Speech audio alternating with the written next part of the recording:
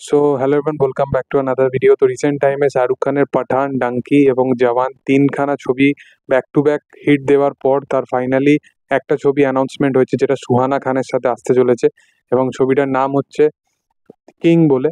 এবং এই ছবিটার মেন যেটা ব্যাপার ফ্যাক্টস হচ্ছে যেটা সুজয় ঘোষ পরিচালনা করছে, এবং সাথে সাথে এই ছবিটা ক্রিয়েটিভ ডিরেক্টর হিসেবে সিদ্ধার্থ আনন্দকে দেখা যাবে এই ছবিতে। এবং শাহরুখ খান যে তার একটা প্রপার একটা ডেবিউ এর কথা ভাবছে, এটা একটা বিশাল বড় ব্যাপার। কারণ প্রথমত তার যে ফার্স্ট যে ছবিটা ছিল সুহানা খানের, সেখানে যে ফার্স্ট ডেবিউটা ছিল সেটা একদমই জো আক্তারের সাথে, সেটা একদমই বাজে একটা আহ, কাজ হয়েছে। তো দেখার যে তাকে নিয়ে শাহরুখ খান যে এত এক্সপেরিমেন্টাল জিনিসপত্র বানাতে চাইছে, তো সেটা আগামী দিনে কি হয়। কারণ সুহানা খানকে আমি যতটা দেখেছি অ্যাজ অ্যান অ্যাক্ট্রেস, কিন্তু তাকে আমার ভালো লাগেনি।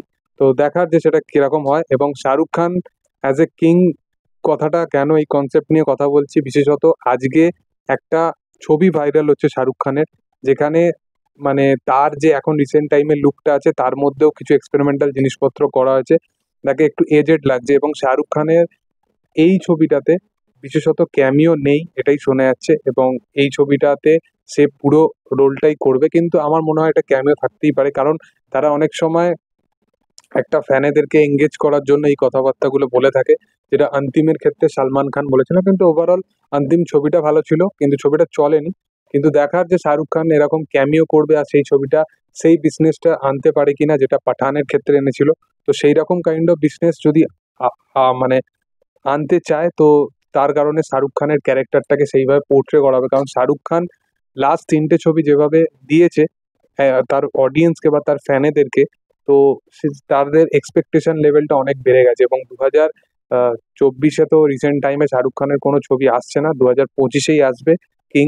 তো দেখার যে 2024-এ যে এর শ্যুট চলছে, কমপ্লিট চলছে, সেখানে অ্যাকশন সিকোয়েন্স থেকে শুরু করে বা যাবতীয় যা জিনিসপত্র, এবং শাহরুখের ক্যারেক্টারটাকে কিরকম ভাবে স্পেস দেওয়া, যেহেতু রেড চিলিজ এন্টারটেনমেন্ট এই ছবির সাথে যুক্ত আছে, তোমার মনে হয় যে শাহরুখ এই ব্যাপারটা বা স্ক্রিপ্টিং লেভেল সমস্ত কিছু প্রপার নিজেই দেখবে। এবং সুজয় ঘোষ সে কোনোদিনও হয়তো কমার্শিয়াল কাজ না করলেও শাহরুখ খান এবং সিদ্ধার্থ আনন্দের মতো লোকেরা এই প্রজেক্টের সাথে যেহেতু যুক্ত আছে, তো ভরসা আছে যে এই কাজটা হয়তো বেটার কিছু বেরোবে। এবং থ্রিলিং যে কনসেপ্টটাও এই কাজের মধ্যে যেহেতু থাকবে, তো সেখানে সুজয় ঘোষ তার যে ট্রুপটা সেটা ইউজ করতে পারবে। তো তোমাদের কি বক্তব্য এবং এই পোস্টারটা থেকে কি রিয়াকশন, অবশ্যই কমেন্ট সেকশনে জানাতে পারো। ভিডিও ভালো লাগলে অবশ্যই লাইক শেয়ার সাবস্ক্রাইব করে দিও। Thank you all.